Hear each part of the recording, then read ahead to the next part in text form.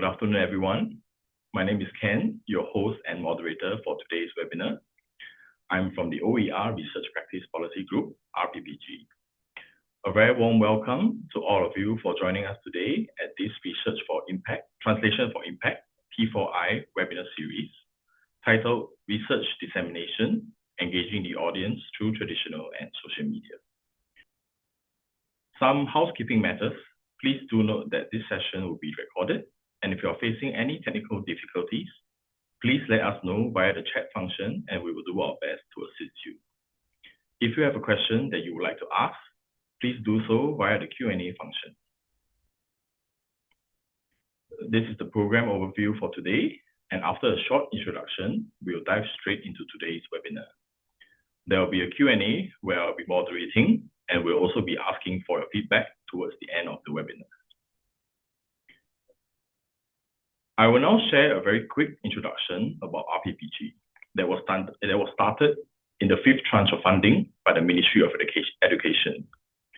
RPPG was formed and brought together by the expertise from the previous tranches in order to house them together for the purposes of strengthening research practice policy nexus. The role of our office is to optimize research translation and impact, and we are really looking at impact as provable effects of research in the real world. And that's because we are all very familiar with academic publications and academic impact through our research. This slide shows our three-pronged approach, which includes dissemination, engagement and partnerships, followed by implementation and impact. You should be quite familiar with dissemination as we have our 3 journals, Asia Pacific Journal of Education, Pedagogies and International Journal, as well as Learning, Research and Practice. For educators, we have SingTeach, Knowledge Resource Bank, OER Knowledge Bites, and more. And that is also why we have today's webinar.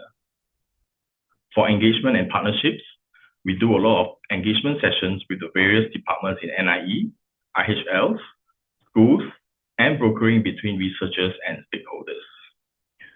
Finally, we also look at implementation and impact, where we partner with researchers in the implementation of research, provide consultancy on impact documentation, evaluation, and usage of implementation science. Okay, now that I've explained more on RPPG, we will now proceed with the webinar proper. Our first speaker is Associate Professor Loh Chin Yee. She is the Associate Dean of Partnerships at OER and Associate Professor at the English Language and Literature Department. Her research focuses on reading, school libraries as learning environments, and place-based learning. Without further ado, I'm now going to hand over the time to Chin Yee. Chin Yee, please. Thank you so much. I think I need my video to come on. And yeah, in the meantime, I will share screen. Just give me a moment. Okay, so thank you everyone for being here, and thank you, Ken, for the introduction. I was previously at ELL, and now I'm Associate Dean Partnerships at the Office of Education Research. So today my talk will focus on using media for research impact. And when the team first asked me to present, I thought, well, you know, I'm not really quite a good social media user, but I do use both traditional and social media. And maybe what is more important for me is to talk about the choices I have made, as well as what I have learned from using both traditional and social media over this time. Firstly, a disclaimer. I am what you call a Facebook ghost. I am practically dead on Facebook. I haven't logged in years. I am what you call an Instagram lurker. I only go on to follow school libraries, NIE, posts related to my hobbies, as well as K-pop, and that's for my daughter. And I'm really quite a newbie on LinkedIn. But I'm also a teacher, educator, researcher who is really interested in making sure that all the good research we have is disseminated, and not just disseminated, but shared and actually used by teachers and policymakers. It helps that maybe I'm an English language teacher, so I'm interested in communication. And I really do enjoy exploring media and technology, from videos to photographs, to think about how they are used. So that's kind of the background and the disclaimer that I want to make. Before we start, this phrase, the medium is the message, comes from Marshall McLuhan. And it's quite a famous quote that has been taken to sometimes by people to be seen as, the medium is really what is important. But I think what he's really saying is that very often we pay attention to the content, we pay attention to what we say, but we don't pay enough attention to how the message is being delivered. If you look at the comic here, clearly the format of each message determines how it can be sent, who reads it, and how it is read. With the development of the printing press, if you think about it, news became available to more people. Instead of posters that were stuck about in town, people could receive their own version of news. And today you pick up your smartphone and you can read the news on your smartphone. And that's about getting news instantly. And with Twitter, for example, 140 characters, that really changes the way you write your message as well as the way the message is consumed. In the English classroom, variations of this purpose, audience, context, and strategy are used to teach our students to think about audience, to think about communication. So when you're trying to say create a poster or create something to communicate, you would ask, what is the purpose of this? Who is the audience? Who's listening to it? And how does it change the way I'm communicating it? What is the context in which I'm communicating it? And with all these factors in mind, what should my strategy be? So for example, today I have 15 minutes, so I've got to make sure that I get the key things within this talk. But another crucial question that is often missed is this idea of the mode and the medium. Briefly, the mode is the way of communication. It's like visual, linguistic, spatial, gestural. This is the mode. The medium is the platform or the channel of communication. So for example, a poster, IG, the TV, there will be visual modes, but the medium through which they are communicated is different. So with the Instagram on your phone, it facilitates scrolling, quick information, versus a TV where you may have to sit down and watch the movie or engage with the series that you're watching. And I think one of the questions that we have to ask as education researchers is what is the mode and the medium, and how does it help me to communicate to the audience that I'm trying to communicate to? So let me get to the main content of the talk. I know Loong Xiang is going to share a lot more about the news, but I thought I'll share a bit about news opinions, my own personal website, as well as my use of ResearchGate and LinkedIn to talk about my choices and what I've learned from using them. So the first opinion that I wrote was actually in 2014. As part of my research on reading, I had been sitting in a school library waiting for my next observation. As many of you who are researchers or practicum supervisors will know, you have some time to kill, so you need to wait somewhere. And I realized just from sitting in the library that our school libraries were so strategic but were heavily underutilized. At that point, I felt that it was super important that I get this heard.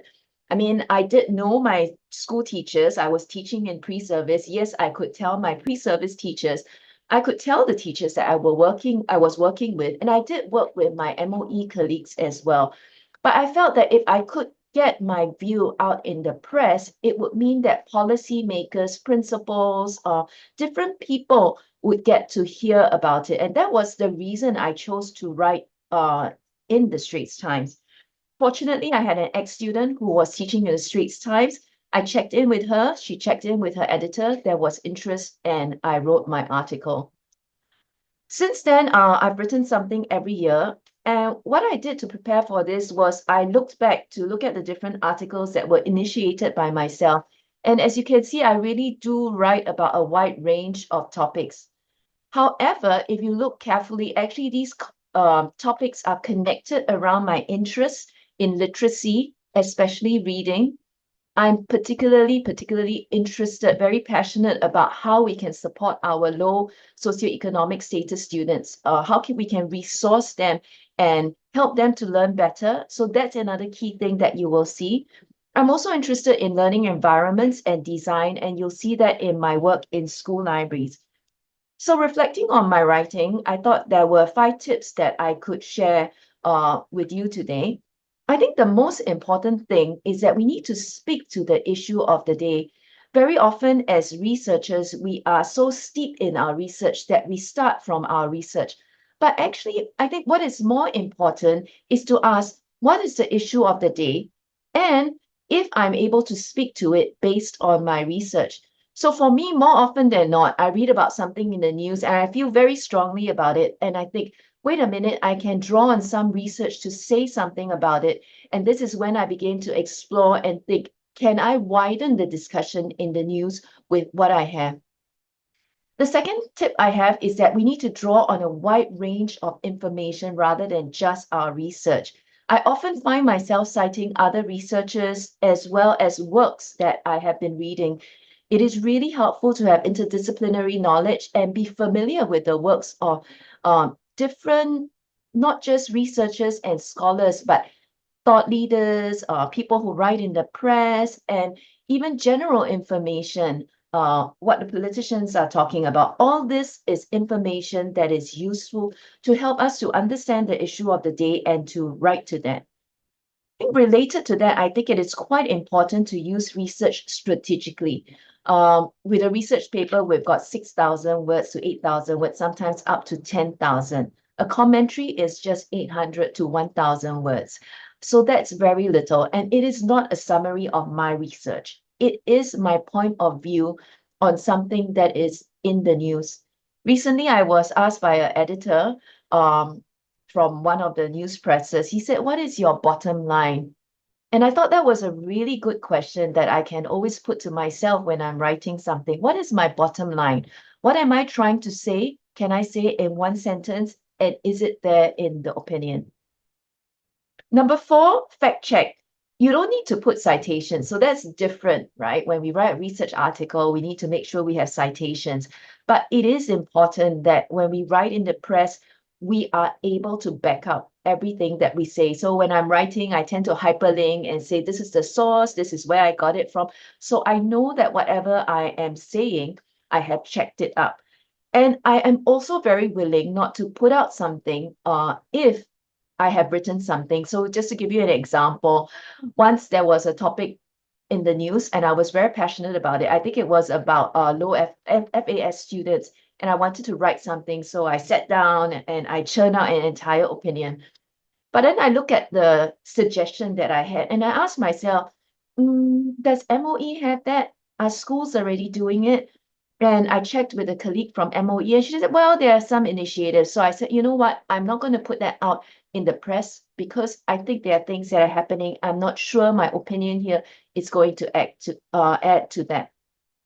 Finally, I think it's important to work with other experts, draw on the power of collective knowledge, learn from each other. And I find often when I'm writing with other people that they actually add to my understanding of a topic.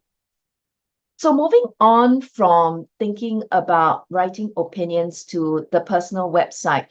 So in 2019, actually, I decided I would set up my personal website, which is a little bit different from our NIE website. The reason I wanted to set up a personal website was that I really wanted to curate my own materials, put things that was of interest to me, and have it there and be able to shape it in the way I wanted. I use Squarespace. It is a paid platform, and I decided to pay for it because it helps me to manage the website without too much cognitive load. So I use the website as a private or personal and a public repository as a resource, as well as a research site. So let me share a little bit about it. So it is a repository of curated projects, if you think about it. When I have my own website, and actually your NIE website does that for you too, it allows you to put your most important things, in this case, my research, things in the news, and even blogs, talks, workshops. I put it there and I'm able to categorize it in the way that I want. What it also does is that it allows me to put a range of things, so there are different items that are here. And what is also helpful is that it allows me to access it as well as the public to access it. So anybody who wants to look, they can come in and find things. I have to admit that sometimes when I am asked to do my CV, when it's time for appraisal, I have to come to my website and see, okay, have I updated it? And are there things here that I've already updated on my website that I actually need to put in my own documents? The other thing that I think is even more important is that the website actually serves as a resource. So keep in mind that I'm a teacher educator, as many of you are. So I want there to be a resource for my students. But then my students graduate and they move out of NIE, but they still can come back to my website and have current research to look for materials. So here you see a podcast that I have created. And in fact, I was quite pleased. It was created in 2021. It was placed online, but just 2 weeks ago, I received a message from a colleague whom I've not been in touch with for a while. And she said that she came upon the podcast by chance, enjoyed it, and shared it with a few other people. Of course, I try my best, but it doesn't always happen. I'm not always on task. I haven't updated my website for 3 months. And if you look at my blog, the last entry was in 2022. Good intentions, I guess, but the writing required a little bit more time than I can handle it. And I think it's okay when we try social media and don't always, do our best in everything. So I've forgiven myself about this. I hope you will forgive me too. Finally, I actually do use the website as research. One of the reasons why I paid for Squarespace is because there are statistics in Squarespace. And if you look at this statistics that's provided, you can see most of the hits come in from Singapore, with the second from the United States and Malaysia. I know there are more than 14 countries represented, mostly by direct clicking. For example, when I'm at talks, I may share my website or through a search. And other than my homepage, the podcast as well as the research projects are where people go most often. So it's just a little bit of research for me because I want to understand, how do people communicate? How do people read? Finally, social networking sites. And I mentioned ResearchGate as well as LinkedIn. Many of you are probably on ResearchGate or academia.com, and it's a social networking site for researchers, and you can put your work out there. And I don't know if you remember in those days where people would actually send hard copies. I remember asking a professor for his work, and I was so pleased because he sent me a hard copy of his article. But now it is so easy because people can kind of just send you a message on ResearchGate and say, can you share your article with me? And it provides a way to do that.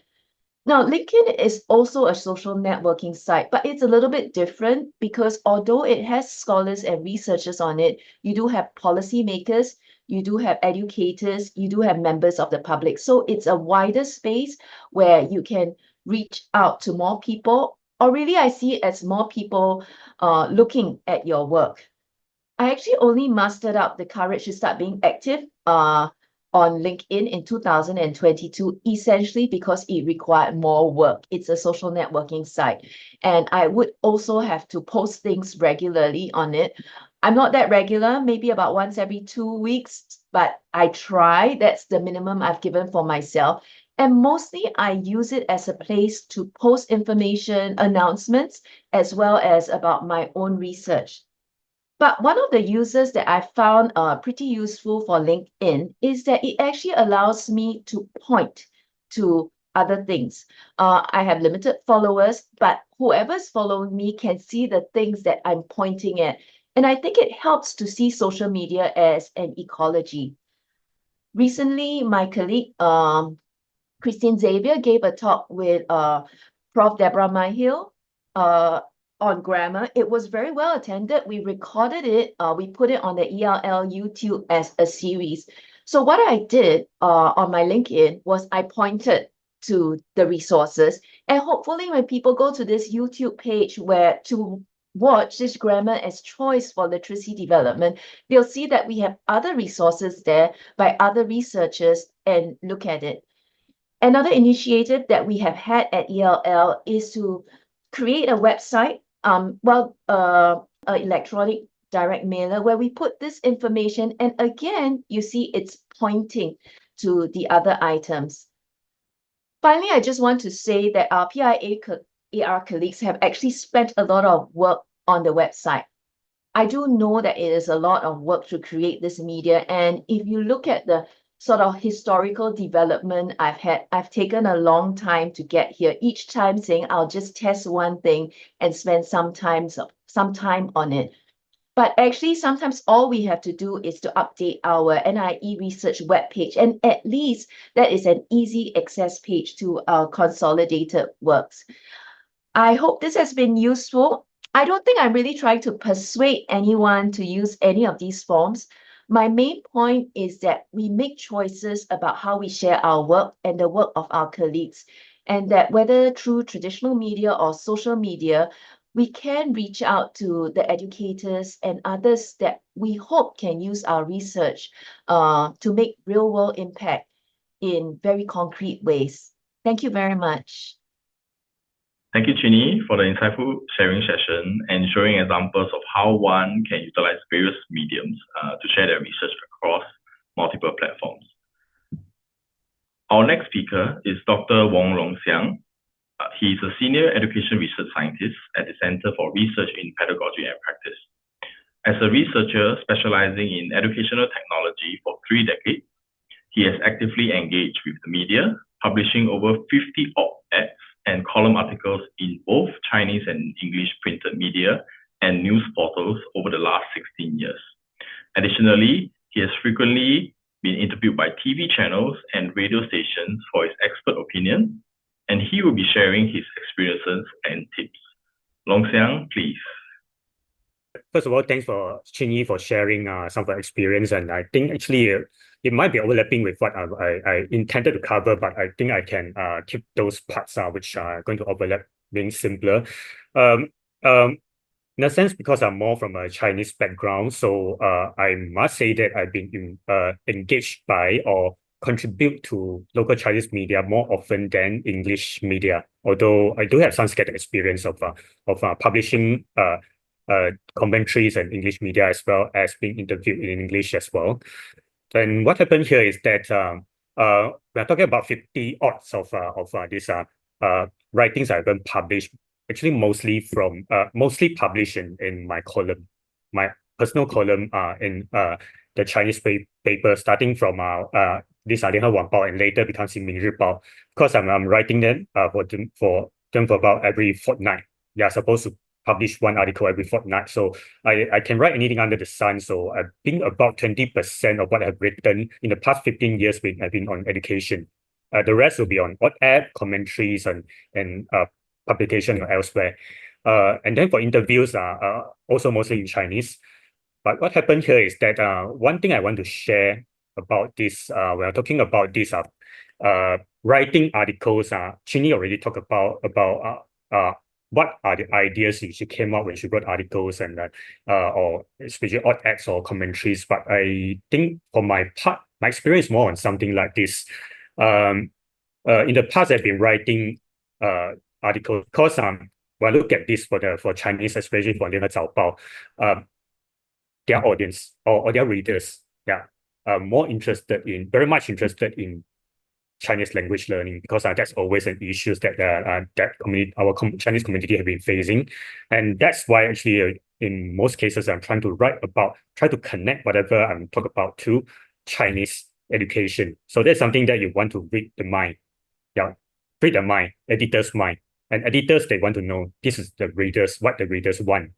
And another way to see this is that you try to connect your whatever you thinking of trying to write from, let's say recently, our minister or actually make a speech, maybe at a work plan seminar, MOE work plan seminar or elsewhere, talking about a big topic, and then they say, okay, this is something that I can contribute, I can build on it, or I can respond to it. So what happens is that actually maybe you can actually cite this, and then you start talking about then you start writing about your own opinions on this. Like last year in the MOE work plan seminar, because our minister actually announced about the new funding given to the white space to kind of to recreate our this school campus, K-12 school campus, and also they talk about this EdTech plan, the year 2030. These are actually two separate things announced in the same in the same speech. But somehow I realized that some of the local media actually they mix up these two. So what happens is I wrote an article to talk about these two. I try to distinguish these two issues, but then I still make a connection about the money given for white space, not necessarily for ICT, but it's still good to have ICT. So you can consider the incorporation of ICT, and this is how I actually make connection.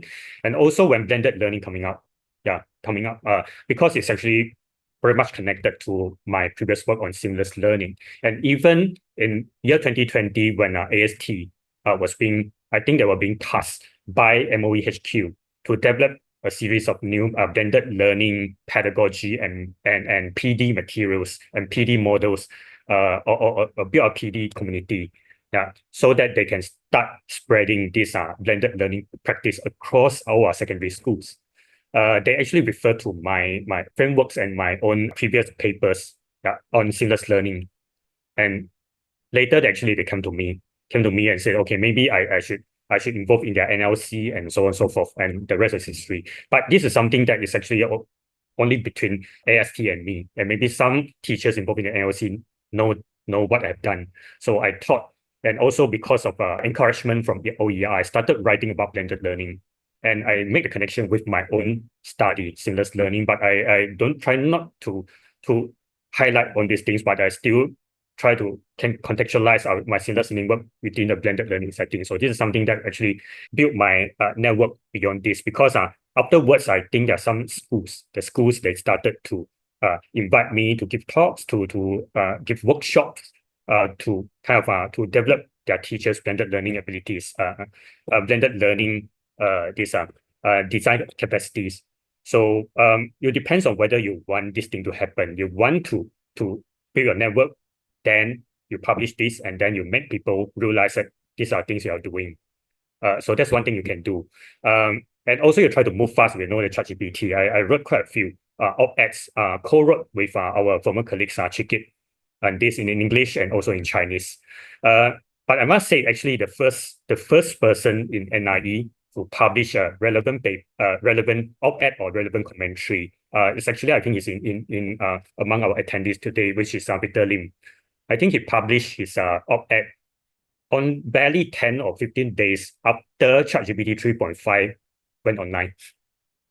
So this is something that I think maybe during the Q&A session, maybe we can invite him to share a bit his experience in this. But afterwards, altogether about 6 or 7 of them being published in both in English and Chinese.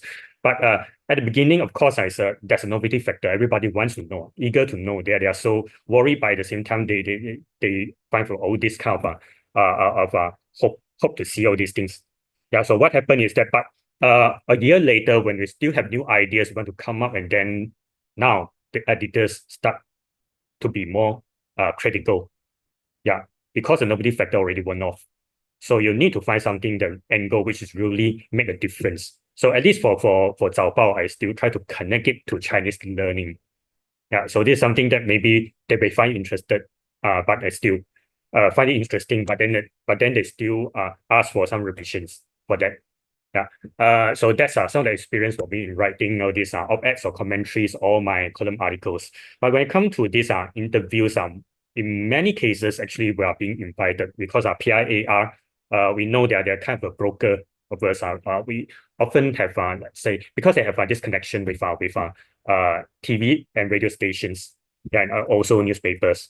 So that's what happened is that sometimes the newspaper, the TV, radio, they may want to talk about a topic, and then they ask whether we have our colleagues in this expertise. And usually when they come to a Chinese one, they like to come to me. So there's also cases that, I mean, of course, if there's a topic that I'm confident with, then there's no issue for me. I'll just accept this invitation. But sometimes it's not directly relevant to whatever I'm familiar with. Like recently, when these are Singapore Police Force, they release the annual statistics on these are online scams, and then they asked me if I can comment on this. I thought this is something quite sociological or whatever, or psychological. So, but then I thought of this direction. Actually, I try to connect it with all this literacy. We're talking about digital literacy, and also privacy literacy, financial literacy. So this is something, although I'm doing research on this, but as an education researcher, I can just quickly go through some of the literature, and then I just give some crash course to the audience for this. So that's how I make the connection, and then they find it very interesting to make this connection and very relevant and valuable for this.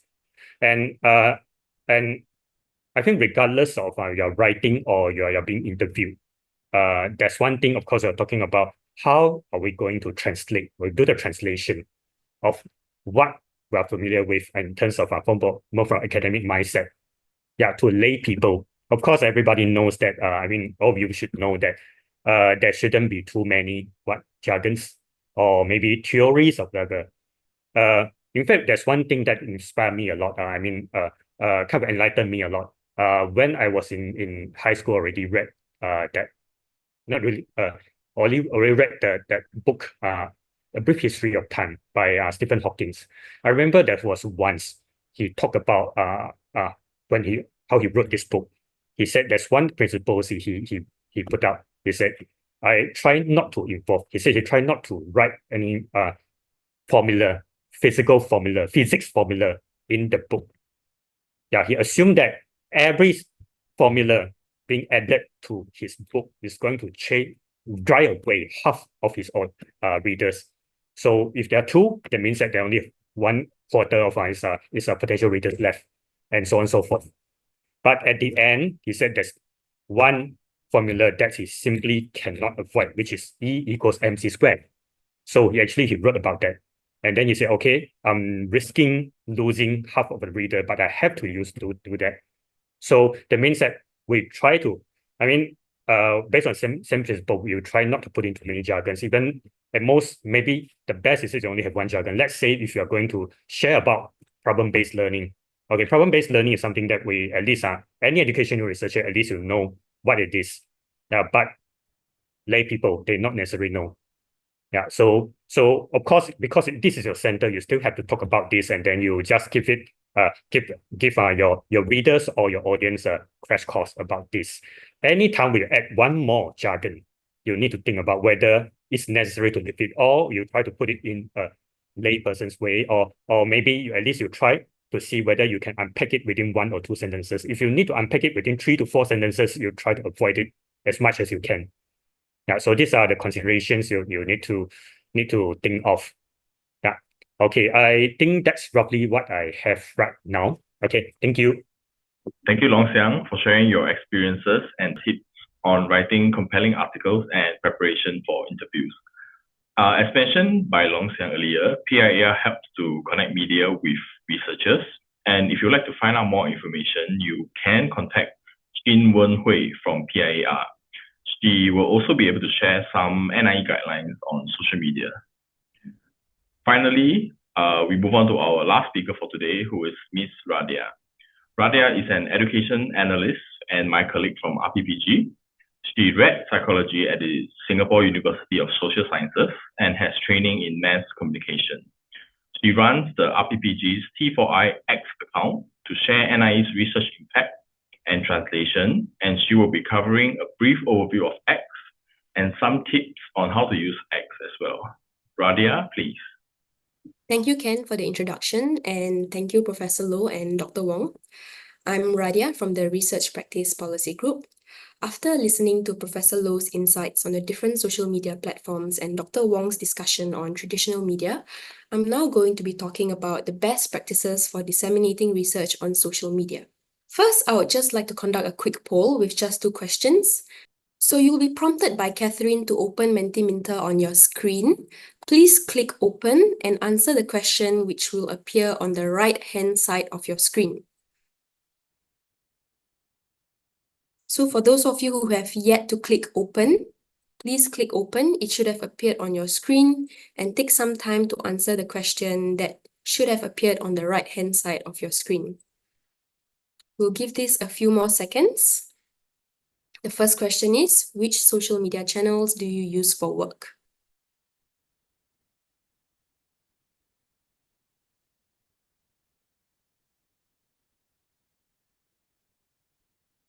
Okay, so it looks like a lot of you use LinkedIn for work, followed by, it's a tie between Facebook and Instagram, and then X.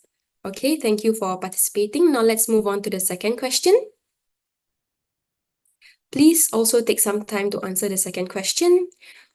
What do you think is the most popular social media network for academics?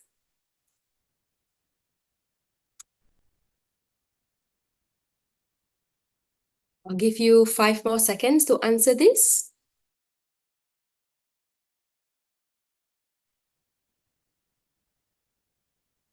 Okay, the results have come in. It's still coming in. All right, so most of you guessed that it's LinkedIn followed by X. Okay, thank you, Catherine. I'll take over from you now. Okay, thank you for participating in the poll earlier. So it seems that most of you thought that LinkedIn was actually the most social media platform when actually it is X. So aside from academic-oriented social media platforms such as Academia, Orchid, and ResearchGate, academics tend to use X. According to a study, 74% of academics use X for work as compared to 17% on Facebook and just 8% on LinkedIn. So X is really useful for getting to know other academics and to share your own work.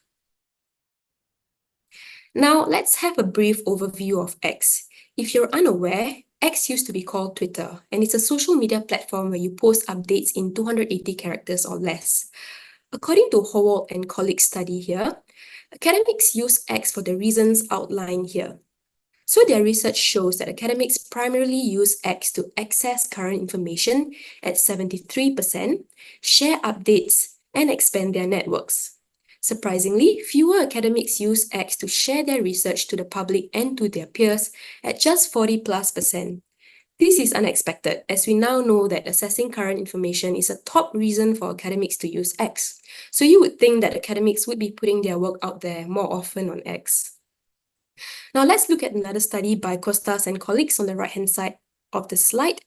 So they examined close to 300,000 X accounts that are affiliated to researchers, and out of these accounts, 41% of them are researchers from UK and US institutions, while only 4.6% are from Asian institutions. This is a glaring contrast. So another study surveyed 1,900 plus X users who make use of X to access academic information. As you can see here, the distribution of X users is from diverse backgrounds. What's amazing is that even people from the media use X to access academic content. And like I said earlier, it presents a unique opportunity for researchers like yourself to share your research with the world and to see others' researchers' works. And given that education is a social science field, it's no surprise then that according to this research, many educators and researchers are already active on X. So based on these several studies that I've spoken about so far, there are a lot of X users who access academic content on X, and they are from diverse backgrounds, but the representation from Asia remains low. As some of you must already know, Twitter was rebranded to X last year, but the big question is posting on X still as effective for academics as it used to be? Well, according to a recently published study last year, it seems to indicate that yes, X is still an effective social media platform to disseminate information. So this study is called the Tweet the Journal study. It aimed to assess the impact of promoting scientific articles about cardiovascular health on X. So they used a randomized control trial where articles were promoted on X or not. The researchers then tweeted each article once from the Health Journal's X account, followed by 3 retweets over 8 weeks. These tweets included a short title, 4 to 5 relevant hashtags, a bit.ly link to the article, and a visual abstract or a key figure. This study uses Altmetric score to assess the effectiveness of their intervention. If you're not sure what an Altmetric score is, it's basically a score that tracks how often your research is being talked about online, such as on social media, news articles, and other website mentions, and not just in academic circles. So the study found that tweeting research articles significantly boosted their Altmetric attention score, which means that it sparked interest both inside and outside academia. Thus, the articles in the intervention group reached broad audiences such as journalists, the general public, and academics in the field. So I hope that the brief overview of X and its effectiveness have convinced all of you to come on board with using X. So now I'm going to share with you some good tweeting practices. I'd like to add that there's no need to wait for once you've published a paper or once you have something good to say before creating an X account. It's important to start building your own follower base, find people you want to follow, and hopefully they'll follow you back. and slowly build your reputation so that when finally you are ready to post something, you have people who are ready to listen. So how can we get started with tweeting? First and foremost, let's pick a name, a handle for our X profile. Something simple such as our name is perfect. Next, craft a short bio and add a personal touch to it. It would also be a good idea to protect yourself and include a disclaimer about how your tweets do not imply endorsement from the institution. And of course, for your profile photo, upload a photo that others can recognize you. Preferably use one that you already use on your other social media profiles for consistency. If you don't have a suitable photo, the NIA campus has many nice scenic backgrounds, so take advantage of that. Lastly, add links to your bio so people can access your work easier. Like I mentioned earlier, building your follower base. How can you do that? These are some examples of accounts that you can follow. And of course, I have added 2 additional examples here on the screen. Please follow us. At the same time, do be aware that there will be trolls online. That means people who post deliberately provocative or offensive messages. So be prepared to mute or block these accounts that can negatively impact your X experience. So now that you have your Twitter account all up and running, X account, the next question is, what should you be tweeting? Before we get there, consider what's the purpose behind your tweet. As you can see from this pyramid, if it's just a tweet that's meant to entertain, it should be proportionally less to tweets that share relevant information because the audience that you're trying to reach out to is in academia. As shared earlier, statistics show that academics use X primarily for accessing current information. So tweets about your own work or others' research should constitute the majority of your content. Here comes a $1 million question. What should we tweet? I know many of you are editors, so you can tweet about calls for papers because remember, part of using X is for networking. It's also beneficial to use X to touch base with others, congratulate them, and share articles that you find interesting, including special issues or your own published work. This brings me to my next point. Don't be shy to promote yourself. In Asian cultures such as ours, it's normal to feel reserved and humble about self-promotion. Good even, but papers can only get cited if other scientists know about them. So if you're worried about promoting yourself too much, just balance it out by congratulating others and retweeting others' works. So if you recall in the Tweet the Journal study I mentioned earlier, the researchers' tweets included a bit.ly link to the article, some visuals, and hashtags. Similarly, for your tweets, always include links so that your audience can directly access your content. Otherwise, they won't bother to put in the extra effort to access them. Secondly, always include media in your tweets because of how the X algorithm works, which I'll talk more about later. And finally, aim to tweet high-value content and use hashtags. So what are hashtags? Hashtags are basically used to categorize tweets to make them easily searchable by others interested in the same topic. So using hashtags will make your tweet part of a larger conversation so that more people can see them. For example, if you're at a conference, it's common practice to use the conference hashtag. Just note that some hashtags are dependent on trends, whereas others are timeless and constantly popular, such as the ones I've highlighted here, which you can use. Next, when tweeting, please do so clearly by avoiding using special characters and unnecessary bolding. This is what happens when you use them a lot. Edit text. U, mathematical sans serif italic small t, mathematical sans serif italic small h, mathematical sans serif. So please consider accessibility for people with special needs. And definitely the timing that you tweet matters. This data is taken from Sprout Social, a software company that tracks social media usage. They found the following times and days of the week to be the most optimal for tweeting to get high engagement in the general population. But given that our field is in education, the optimal tweeting patterns are slightly different. So in education, research shows that Saturdays and weekday afternoons are the best times to tweet, which is good for us because Monday to Friday, we may be busy with meetings, writing, and research. So on a Saturday afternoon, while perhaps waiting for your children to finish tuition, you can tweet something. Finally, I want to add a brief note about the X algorithm. This is basically a recommendation system that uses machine learning to determine the content that X users see on their feeds. It evaluates factors like recency, engagement, account credibility, and relevancy to curate the post that you see. In the interest of time, I won't be going through all of them as the slides will be sent to you later on.